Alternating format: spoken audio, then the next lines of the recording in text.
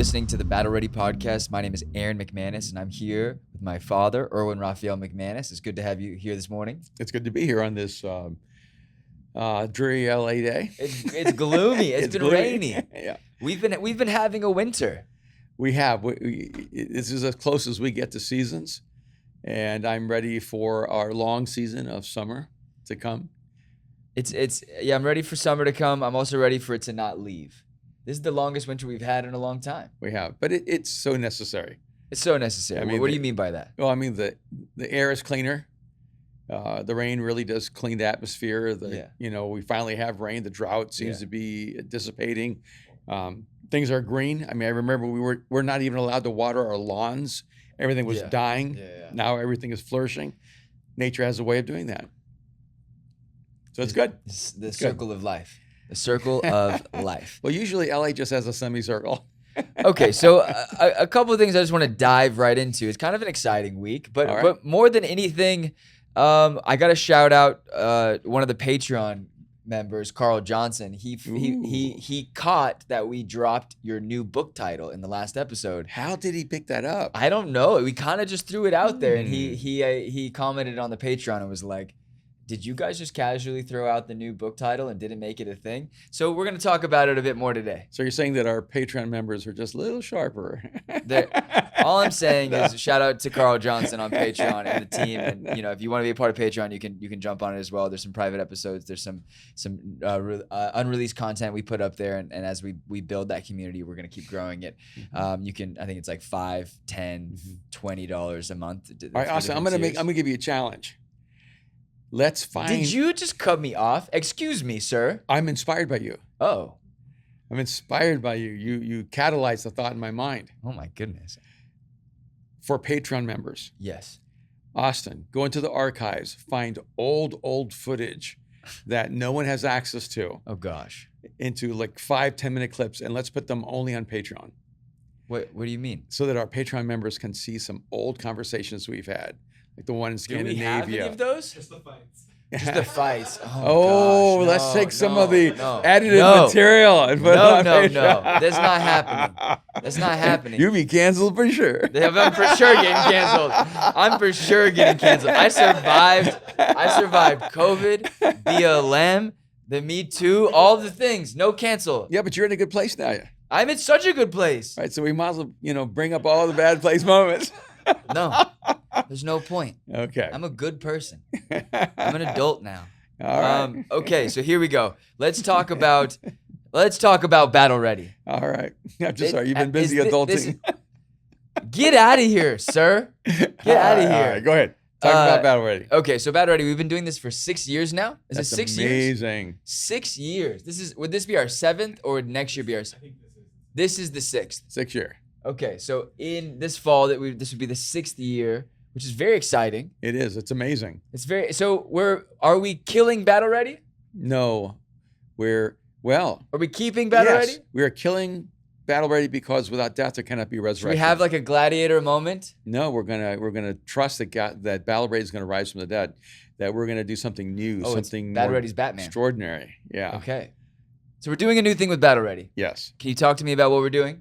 No, you tell me. You're the puppeteer behind all this. I am not the puppeteer. I am not. But we've really been talking about what we want to do with the podcast and how we want to do this podcast and where we want to go with the podcast. Mm-hmm. And we decided that we're in the midst of a little bit of a rebrand. Yeah, I think a little bit is an understatement. We're rebranding everything. Yes, we are. We're going dramatic, hard, making a strong pivot. And it's going to be really exciting. So before we talk about the rebrand, I really want to get into the fact that you've had a big week this week. You have finished a book, but not like you kind of finished it, like the last 6 times that we've talked about Even as this. we're recording, today is the deadline. Today is the deadline. All the line edits and things like the dedication, acknowledgments, all that sort of thing. Yes. And then they start, bam, going to print. They start going to print. Yeah, so that's very exciting. This is very exciting. I went through probably 4 iterations of edits. In fact, I can't even tell you guys anymore that the book is finished because the first 3 times I said it, I sound like the boy who's crying wolf. So the wolf keeps coming back. So the book is done. It is done. The book. It is finished. Mm-hmm. It's done. Tetelestai. What? It is finished in Greek. Right. Tetelestai? Yeah, it's what Jesus said on the cross. I didn't know that either. It's one word. It is finished. It is finished is 3 words. Only in English. Always making things harder in America. That's a good thing. Okay, so deadline for the book. So it's done today. It's done. Done. So this is Tuesday, and by Friday it's going to be so done. It's cooked. Yes. It's in the oven. Oh, it's going to press. It's going to press. I'm very excited. So here's the thing. So you're going to say the name? I am. The name of the book that comes out September 19th is, am I looking right at the camera? Want to make it dramatic. It's Mind Shift. Transform your mind. Transform your life. I am so excited about it. It's to me such an exciting book, and the book really represents the significant pivots that we're making right now, and the rebranding, the new platforms, and we should talk about that. Okay, so first off, I'm just writing everything. The last couple battle readies, I've taken so many notes, so many notes. That's why I have the notepad. Okay, so it is called Mind Shift, and it started as 1 word, then it's gone to 2 words. Now I'm hearing voices saying it should be 1 word. So if you listen to Battle Ready and you want to send a vote out, and tell me, should Mind Shift be 1 word or 2 words? Mind Shift should it or be, Mind Shift? Should it be 1 or 2? Austin, what do you think? Tell me in the comments. We'll add them up. Yeah, tell us in the comments. The most recent post. What? And we'll see. We'll see. What, do you think 1 or 2? I thought 2, but then I was going through the book last night. Even looking at the chapter titles. Yeah. It would be really clean. Okay, so Austin says 1, but you used to say 2. David, 1 or 2? David says 1. What do you think? Well, no, I'm gonna wait. I'm gonna wait to. I'm the one who messed this up because I called you yesterday and said, "Is it 1 word or 2 words?" Because on the last edition that I have in my backpack, it was printed 2 words.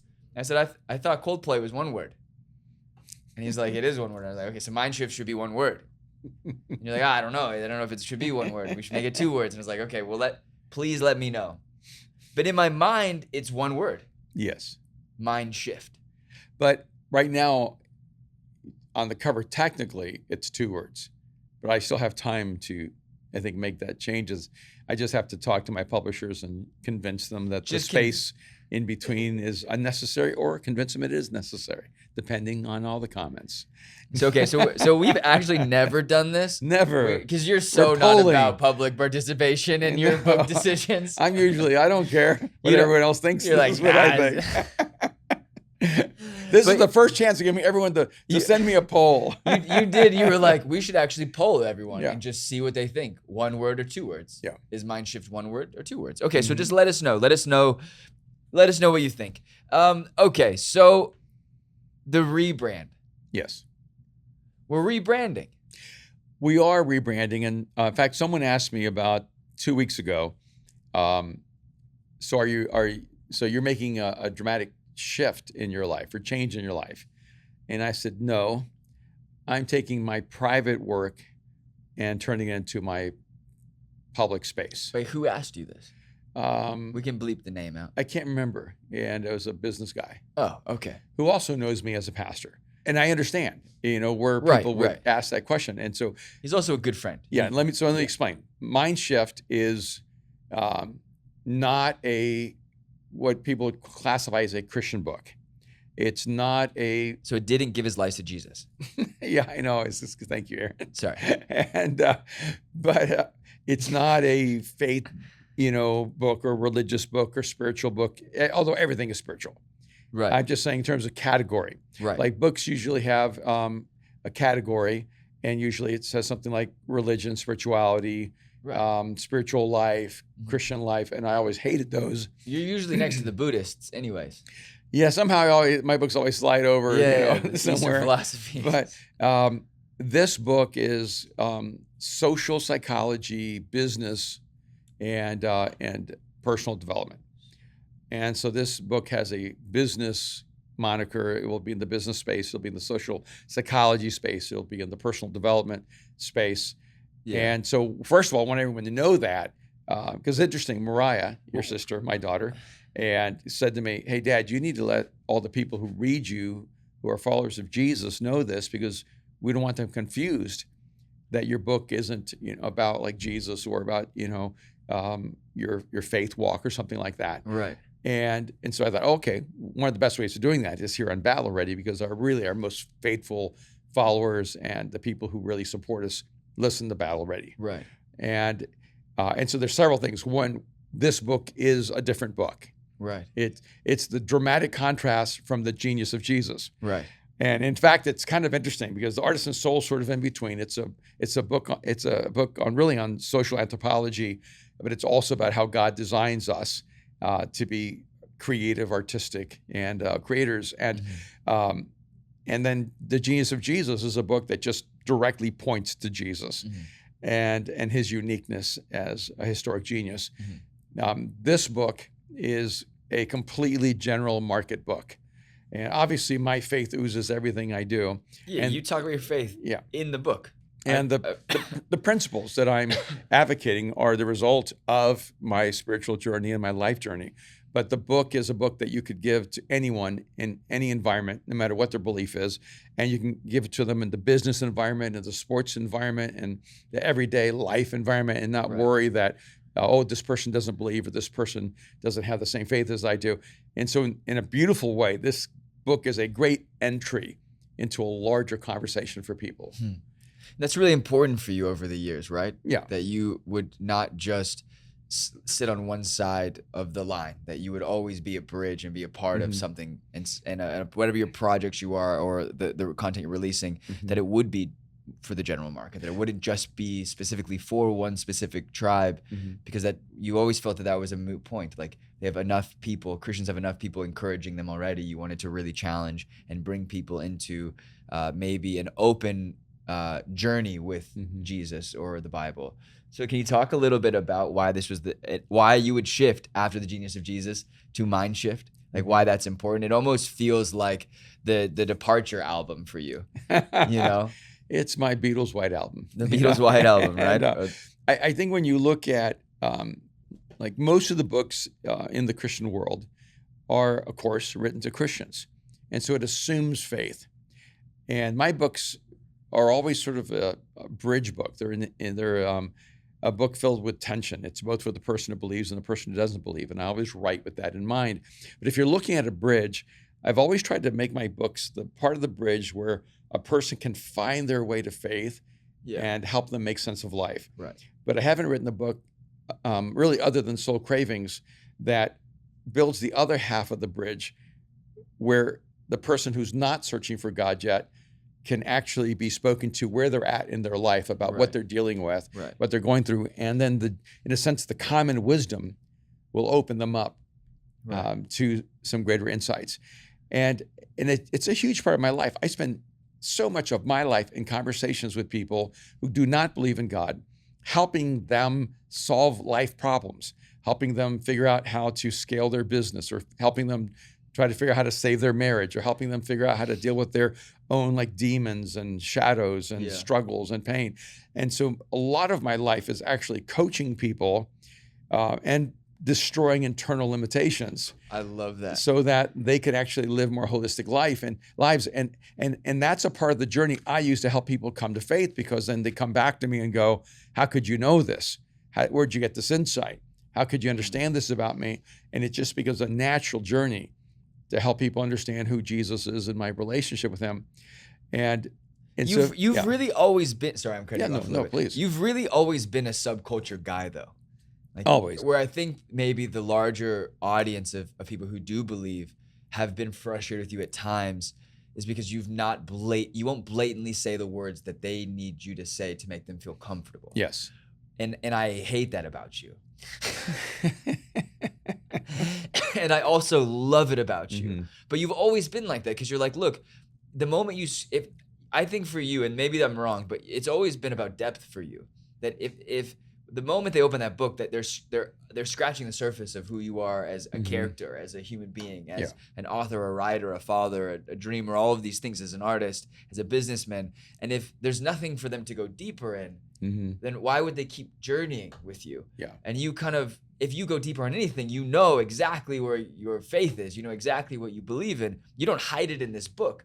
You're really teaching mental principles that you've learned, I think, from 30, 40, 50 years of your journey with Jesus and everything else you've studied in your life, psychology and business, and really presenting this going like, I'm trying to make a mental shift and a mental breakthrough for people, whether you believe in Jesus or don't, but this is how I found these things.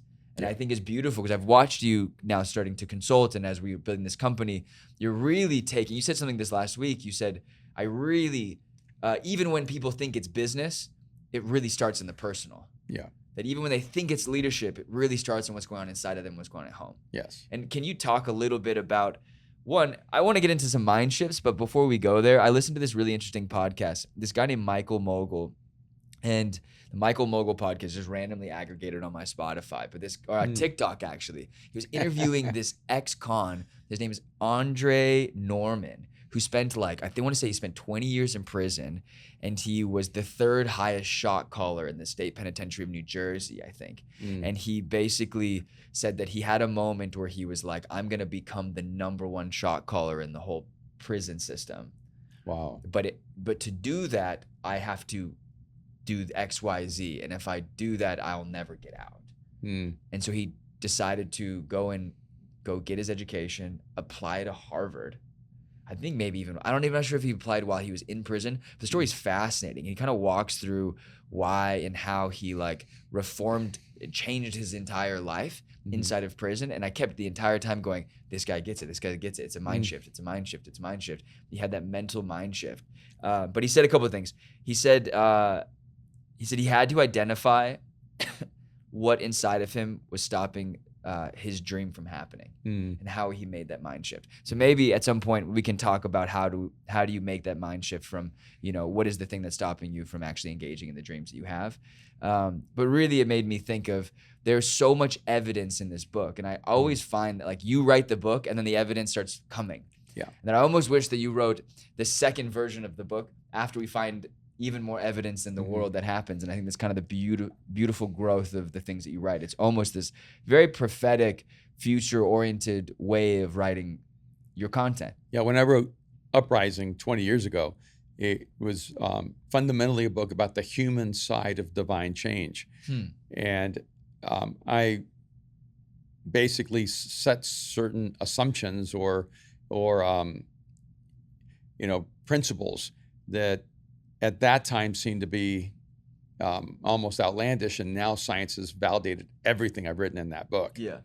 And so I think it's really exciting that when you create, because I'm far more of a social anthropologist than I am even a theologian, even though I am a theologian. Right. And what I really want people to understand is how God has created them as human beings. Right. And so in Uprising, I wanted people to understand how humans change. Right. Because most of our change, when we think of people of our faith, is almost magical. We just think that we just change. Oh, right. Can I go on a little tangent on this? Yeah, go for it. Little side note. Yeah, I watched an Instagram today. Yeah. It came up, and the guy was talking about his ayahuasca trip using psychedelics, and how, and he was advocating psychedelics, saying, psychedelics have helped me remove the ego in my life.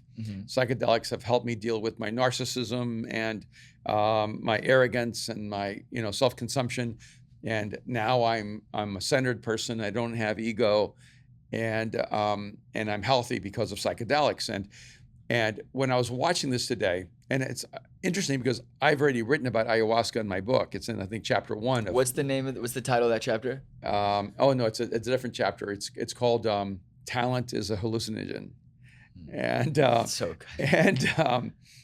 And when I was watching this, I thought, this is the secular version. I'm going to say this is going to be a little controversial. This is the secular version of Pentecostalism. That psychedelics are the non-Christian version of Pentecostalism, because both of them are looking to experiences to bring the substantive change that we need. And experiences do not actually eliminate ego. Only character does. And hallucinogens will not make you the person you need to become. Only choices make you the person you need to become. And so when I hear people talking about ayahuasca and I hear people talking about psychedelics and how this will help you get centered, help you be free of ego, help you become a more whole person, I'm going, you are a unbelieving Pentecostal because you believe Pentecostalism teaches you that these experiences are what changes you. So it's, speaking in tongues and the baptism of the Holy Spirit and being slain in the Spirit and, these revivals and awakenings. And, even we were talking about the Asbury revival. There's a whole stream of Christianity that believes that experiences are what actually change you. And that's why you put so much weight in those experiences. But those same people would say psychedelics are terrible. That ayahuasca, of course, will not make you a better person. You have to realize they're exactly the same thing. They're mirror images because you believe an experience will change you. An experience can give you the material from which you can change, but only choices change you. And if you actually go into an experience where you lose your free will and you lose the mastery over your choices, that change will not be sustainable. You need that experience to keep you changed because the choices didn't change you. Interesting. But some could say that you chose to try to make a change by doing ayahuasca. It's true. Right. But you're looking for an experience to change things that have to be structurally changed. See, that's why I wrote Mind Shift, is that there are internal structures that have to be changed for us to become different. And we keep hoping it's some magic formula, some magic potion. I can drink the potion and I'll be different. And, I can have this experience and I'll be different. And frankly, that's why a lot of Christianity does not work. It's because we keep looking for Jesus to keep giving us these esoteric experiences. He's our psychedelic, rather than realizing that what changes us are the choices that create the internal structures that shape our life. And so in Mind Shift, I have 12 structures that have to be shifted for you to be optimally the person that God created you to become. And I just think this is really important because we want fast, easy change. Wait, does that say that anywhere on the book, 12 structures that need to change? I don't know, but I'm saying it now. Wait, but actually though? Yeah, I talk about 12 structures. Yeah, because the whole opening chapter is talking about internal structures. Right, but nowhere does it. But it doesn't say that black and white. This is why I love when we do this, because then we get the black and white out of you. And the structures are true for everyone. And this is the frustrating thing for people who have deep faith, is that we want to say, oh, no, people only change if they have a genuine faith in Jesus. And the truth is that there are people who actually believe in God who never change. People who believe in Jesus who never change. Right. Because they do not make the choices that change the internal structures. And there are people who do not believe in God who do change. Okay. And that's confusing to us. Right. But people without God can actually change for the better because biblical principles are true across the board. Right. Just like natural principles across the board. If you believe in God and you believe in gravity, gravity works. And if you don't believe in God and you don't, and then gravity still works. And if you believe in gravity, it works. And if you don't believe in gravity, it works. Gravity works because it's real. Your belief has no effect on gravity. And biblical principles are the exact same way. Even if you don't believe in God, even if you don't believe in the Bible, even if you don't believe in Jesus, the principles still hold up. If you live a lie, it will destroy your soul. If you live the truth, it will make you healthier. This is just reality. And and those principles, and that's one of the reasons I love Judaism and why I've spent so much of my life studying the Old Testament, because the Old Testament is a book that not only tells us who God is, but it tells us how we're designed as human beings and how we can live life best. I was having this conversation with someone. We were talking about eggs, which is crazy because eggs in LA are like $1 million. Like to get a thing of eggs, like, what? How much is it? It was like at that peak, it was like $12 or $9 to get like a dozen eggs. Like that's actually insane. Like at least $1 an egg. but it's actually perfect for me because I found out that I'm allergic to eggs. Like I'm not like super allergic, but like mildly. So that I haven't eaten eggs in a year. So I was like, oh, I haven't bought eggs. And like I bought eggs just to buy the eggs, the expensive eggs. I was like, okay. But we're talking about how like what makes eggs organic. Yeah. Because like, is there inorganic chickens? Are there inorganic chickens? Like you know, like free range or so like free range means like no fences. Is that what it means? Mm-hmm. So all they did was like created less structure to let the chickens roam. And then they charge us more for it. But to put them in a little house, they charge us less? I'm very confused by this structure. But I often feel like when you read the label, there's a label that makes you believe whatever is in that box is special.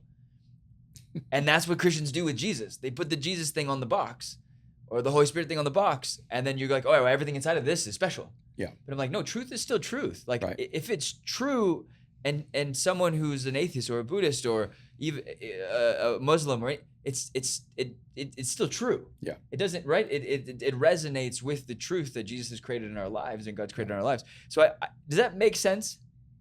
We can't label people. And that's why I think it's special about this book. The label doesn't change the actual ingredients. The label doesn't change the actual ingredients. Yeah, just because you have to change the ingredients to bring change, not just the label to bring change. Mm.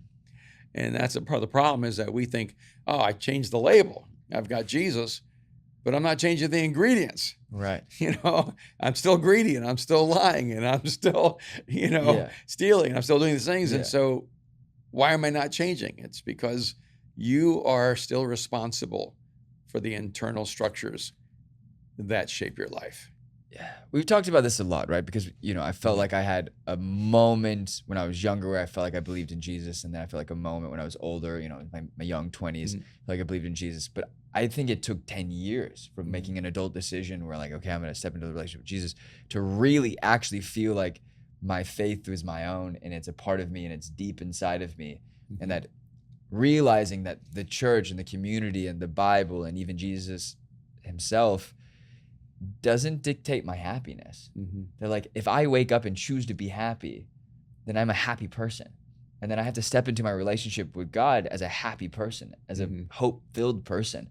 And it doesn't mean he is not my hope. He's like hope and love and joy and fills me with this. And I still pray for these things to be in my life. But I've realized so much of it is about my internal structure, that I know what's true. Yeah. But if I don't let what's true actually change what's inside, then nothing will ever change. Yeah. I was so much the label, but I was like, we talked about it a lot. Like I was like Paul, I was like killing all the Christians. I was lighting everyone on fire with no true result internally or externally. Yeah. I was just angry. And it's like, how do you really let, we can say we're free range, or organic, but how do you actually let those things seep inside of you? And I really do think this book kind of helps you create those internal mental structures, right? And you've talked a lot about this. We've talked about mind, body, and soul. We don't talk about it enough on this podcast, but so much of the things that you teach are how to not even reprogram or retrain, but how to set people free from the internal like mental limitations that they hold themselves too. We often chain ourselves and limit ourselves. And if we just let ourselves go and be free inside of these new structures, I feel like so much change can happen. So this book doesn't have the organic label. Yes, but the Christians are used to. Yeah, but it has all the ingredients for change. And even in the scriptures, Solomon writes that as a person thinks, so are they, or so they will become. And so even the Bible tells us that your mental frameworks determine who you will become as a human being. And your internal thought patterns are the best predictor of your future, of who you will become as a human being. And it's so interesting because you can say that. You can say your internal thought patterns will determine who you will become. And people will go, I don't know, it sounds like psychology. And then you say, as a man thinks, so is he. You go, oh, that's biblical. And I think that's the part of the problem is that we tend to over-spiritualize everything. And the moment we actually say it in a human, common way, it's the exact same principle, then we discount it.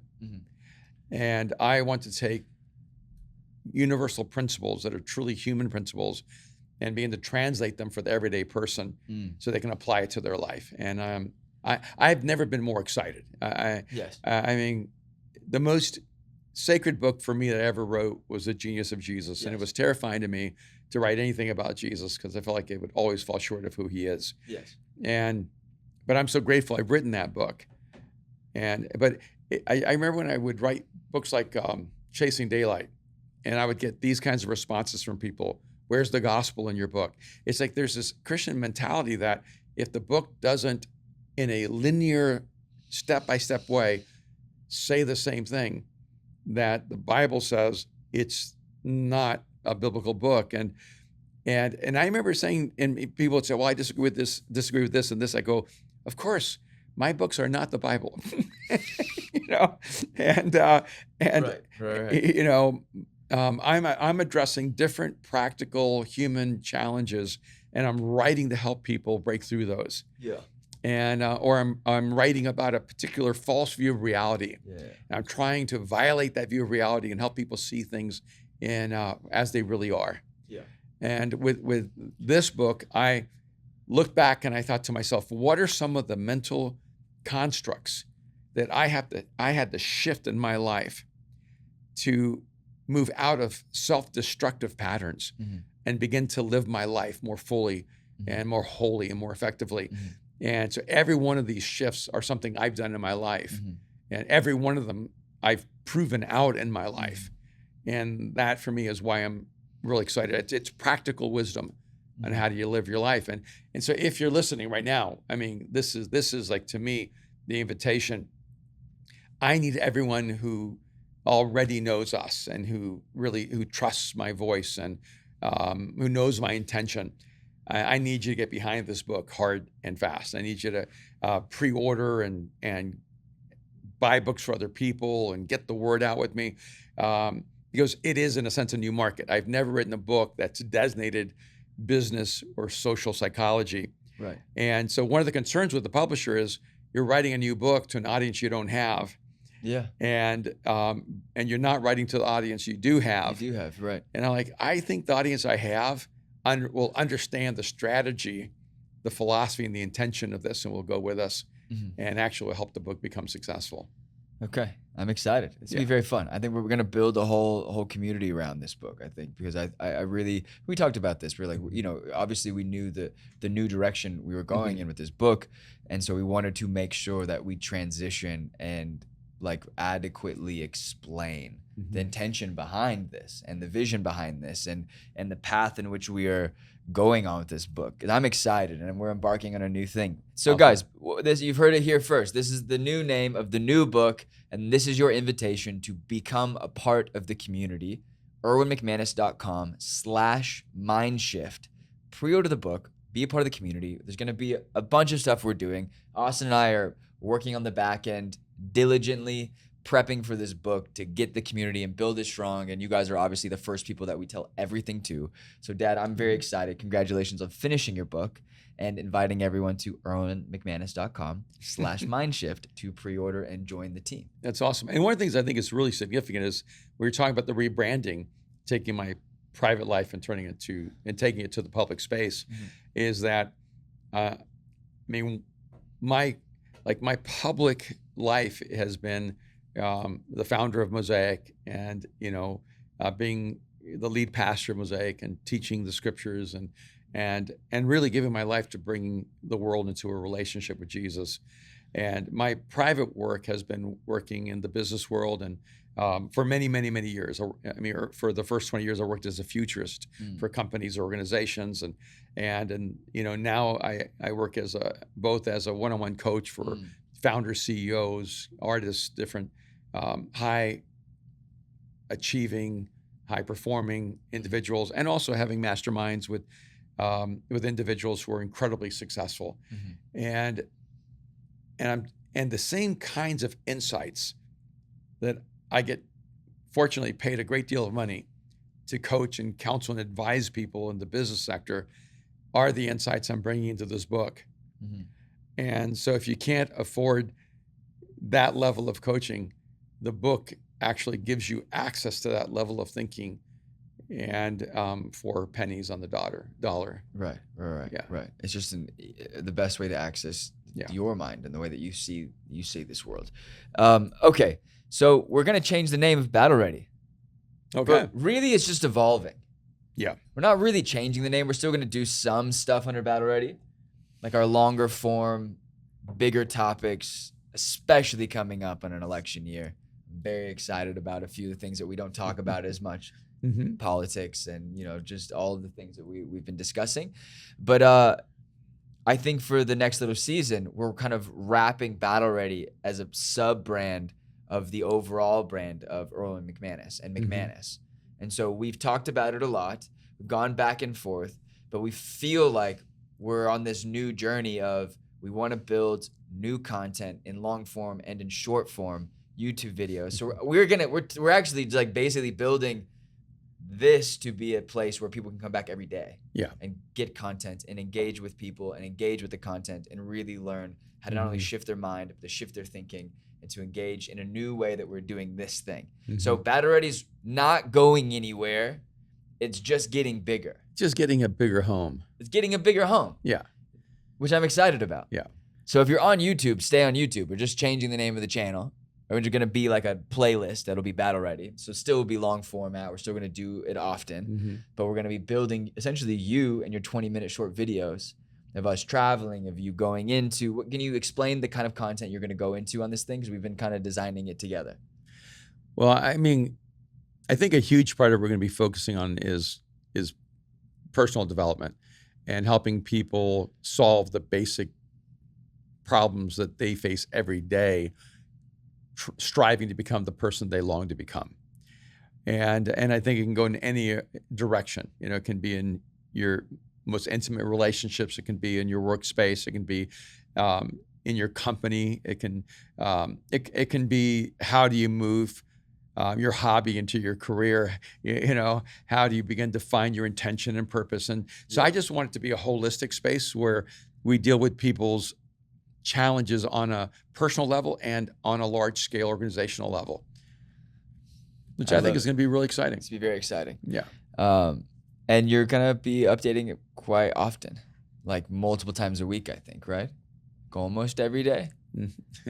Let's hope so. At least something every day. We'll be posting something every day, but probably at least new content once or twice a week. Yeah. The way my mind kind of works is like if you had Mark Twain alive today and he was doing TikTok and iTunes and Spotify, you'd be getting these succinct moments of practical wisdom. And so I guess I just want to be a version of a modern Mark Twain. Okay. So we haven't quite figured this out, how we're pushing to Spotify and Apple Podcast, but I do know we're really heavily pushing on YouTube. So if you're a part of our Apple community, if you're a part of our podcast community, whether it's on Samsung or Apple or whatever phone you use, Spotify, that's the platform. We want to bring you over to YouTube and just engage with us there. You can see, you can listen, you can watch, you can do all of the things. But go over there to right now. It's erwinmcmanus.com/YouTube, and it'll take you straight there. You can hit subscribe and you can go on this journey with us. And if you're like worried, and for Patreon members, we're not stopping Patreon. We're just changing the way that we title this to make it more open for more people. Yeah, we're not just doing that. We're expanding what we're going to offer you. Ooh. And we are doing so much more that we need a larger space to do it. Yes. And so before, as a patron, you would get Battle Ready. Now you're going to get a whole universe of stuff, and Battle Ready will be one of them. And I just became an Avenger. And so that is why I think this is such an exciting moment for us. It is exciting. And expanding in that. And I'm very excited. It's going to be fun. Yeah. I feel like we got a promotion. And I get to ask you more questions. So we're going to basically dive into what that new content looks like kind of now, right? So I'm going to ask you a series of questions. But before that, I'm going to take a little break. Okay, guys, thank you for listening. If you have been paying attention, this is not a rebrand. This is an evolution of an amazing thing that we've been building over the last 6 years. And I could not be more excited as we get into this new brand, this new identity of McManus and Erwin McManus. I'm really excited to build the world of not only breaking down kind of the spiritual side of our daily battles, but going into the mental, into the physical, into the spiritual elements of everything that we do. Subscribe if you haven't. Rate and review this podcast. I guess you can go on Spotify and rate it as well. We've got a few hundred, I want to say. I want to take that to 1,000. So if you've never done it, do it for me. Do it today. Go and rate and review it. Give us 5 stars, subscribe to the YouTube, and make sure you are not missing out on all of the amazing things that are going to come in the next few months. I'm really excited about it. We love you guys. Shout out to the Patreon members. We are so grateful for you, and we will see you very, very soon.